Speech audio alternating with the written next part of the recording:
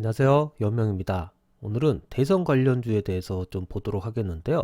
이재명 후보의 대표적인 관련주 에이텍과 에이텍TN에 대해서 좀 살펴보도록 하겠습니다. 이 에이텍과 이재명 후보의 관계는 아무래도 이 에이텍이란 회사가 성남에 위치해 있다 보니까 여기서부터 뭔가 좀 출발이 된 것 같은데요. 이재명 후보는 관련 회사와 전혀 관계가 없다고 언론을 통해서 얘기를 한 적이 있는데, 주식에서는 그런 사실적 관계보다는 대중들의 기대로 주가는 오르는 경우가 많기 때문에 관계가 없다고 해도 관계를 만들어서라도 이 주가를 띄우는 경향이 있습니다. 그래서 예전에도 이 에이텍 같은 경우에는 2020년도에 한번 이렇게 뛴 적이 있었죠. 그때도 뭐 8,000원이었던 회사가 47,000원까지 오르는 그런 현상이 나타났는데, 보통 이제 주식이라는 게 좀 되풀이 되는 그런 경향이 많기 때문에 이때 테마로 선정됐던 종목들이 보통 다시 또 오르는 경우가 많습니다. 그래서 이 에이텍을 좀 다시 한번 주목을 해볼 필요가 있고요. 또 하나의 회사가 에이텍TN이라는 회사인데, 이 에이텍TN과 에이텍의 관계는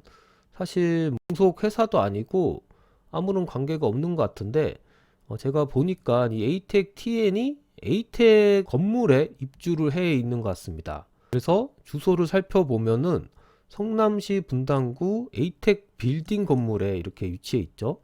그래서 이 에이텍TN이라는 회사도 이재명 후보의 테마주로 같이 엮여서 비슷한 시기에 이렇게 좀 올랐는데, 이 에이텍TN 같은 경우는 그 이후로도 계속 올라서 작년 4월달까지 올랐죠.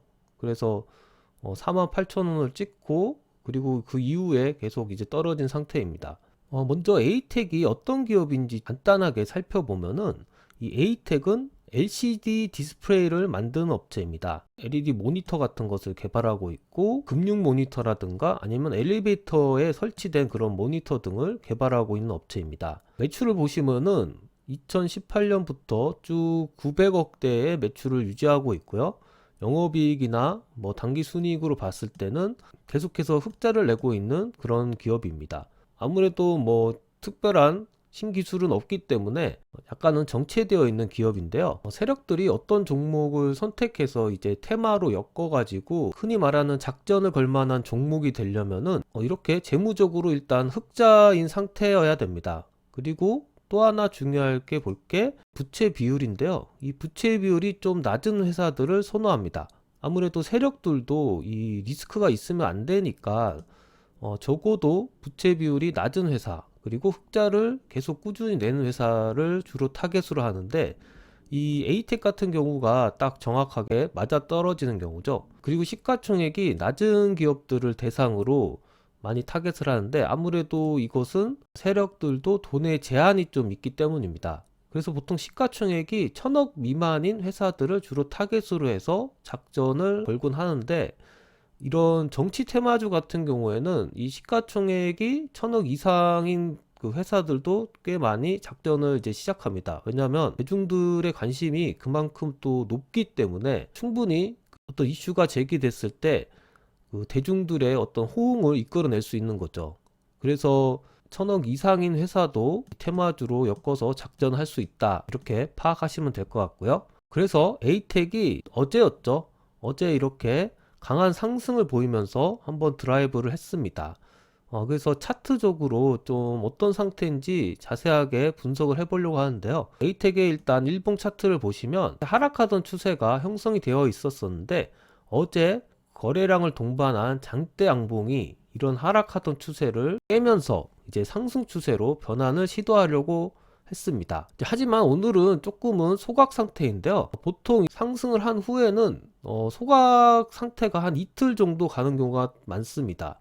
이틀 소각 상태를 유지한 뒤 다시 3일째 되는 날 N자형을 그리면서 오르는 경우가 많은데, 그래서 아직까지 이 주식을 매수하지 않으신 분들은 내일이나 아니면 모레쯤에 이 주식을 매수하는 전략이 좋을 것 같습니다. 그리고 만약에 이 몸통의 2분의 1 지점을 넘지 않는 선에서 이 하락이 진정이 되고 다시 한번 상승이 이루어진다면 상당히 이제 앞으로 상승할 가능성이 높은 그런 차트가 되겠고요. 보통 이런 경우에는 7, 80% 정도의 확률로 상승할 가능성이 높기 때문에 여러분들도 한번 보시는 게 좋을 것 같습니다. 다른 방식으로 또 해석을 해보면 이 수렴했던 볼린저 밴드가 확산을 진행할 때 이런 식으로 상승으로 확산을 진행했죠. 그렇기 때문에 하락하던 추세가 상승 추세로 바뀔 가능성이 높고요. 그리고 스토캐스틱을 분석해 봤을 때도 이 부분에서 다이버전시가 일어났습니다. 이 다이버전시라는 것은 스토캐스틱과 이 주가가 약간 반대의 모습을 띠는 현상입니다. 그래서 주가의 저점은 이렇게 낮아졌는데 스토캐스틱의 저점은 올라간 상태죠. 이렇게 반대가 일어났을 경우에는 하락하던 추세가 상승 추세로 바뀐다는 차트 해석법이 있습니다. 상당히 확률적으로 높은 그런 확률을 갖기 때문에 그런 부분들도 참고를 해 볼 필요가 있고요. 그리고 파라볼릭도 하단에서 이렇게 올라가는 흐름을 가지고 가고 있기 때문에 여러 가지 측면에서 분석해 봤을 때 앞으로 상승할 가능성이 상당히 크다. 그리고 시기적으로도 이번 대선이 3월 달이니까 시기적으로도 계속 상승할 가능성이 있는 그런 종목이다, 이렇게 분석을 할 수 있습니다. 헬마주라서 사실 꺼려 하시는 분들도 계실 거라고 합니다. 좀 위험한 것 같기도 하고, 공부를 좀 하신 분들은 이렇게 뭐 성장주도 아닌 매출도 안 나오는 이런 회사를 좀 사고 싶지 않다고 생각하시는 분들도 있을 텐데, 경험 삼아서 자산의 한 10%에서 20% 정도 매수를 해서 경험을 해보시는 것도 괜찮은 선택이라고 생각됩니다. 또 완벽하게 모든 또 상황이 맞아 떨어져서 이 주식을 몰빵을 하시는 분이 또 있으실 텐데, 그런 부분은 제가 예전에도 계속 강조드렸지만 상당히 위험한 투자라고 말씀드렸죠. 또 그리고 멘탈적으로도 사실 버틸 수가 없습니다. 제가 내일이나 모레쯤에 사도 된다고는 했지만 뭐 20, 30%의 확률로 이런 저점을 깨고 더 떨어질 수도 있습니다. 그럴 경우 자산을 전부 다 투자를 하신 분들은 참 버티기가 힘들죠. 그래서 보통 지지 라인들이 무너지게 되면 하시는 경우가 많은데, 팔고 나면 어떻습니까? 보통 이게 올라가죠, 다시.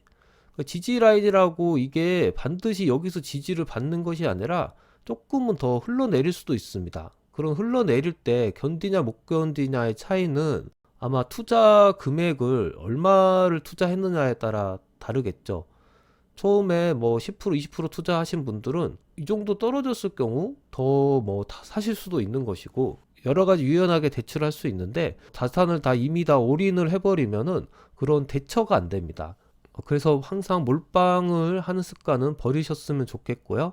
적당한 선에서 투자를 하시는 게 바람직한 투자 방법이라고 생각합니다. 다음은 에이텍 TN인데요. 이 에이텍 TN은 에이텍과는 좀 다른 차트 모양을 하고 있죠. 윗꼬리가 좀 많이 달리면서 N자형보다는 이런 21선의 지지를 받고 오를 가능성이 좀 높은데요. 하지만 뭐 에이텍과 마찬가지로 하락하던 추세선을 거래량을 동반한 장대 양봉으로 뚫었기 때문에 상승 전환할 가능성이 높다고 봅니다.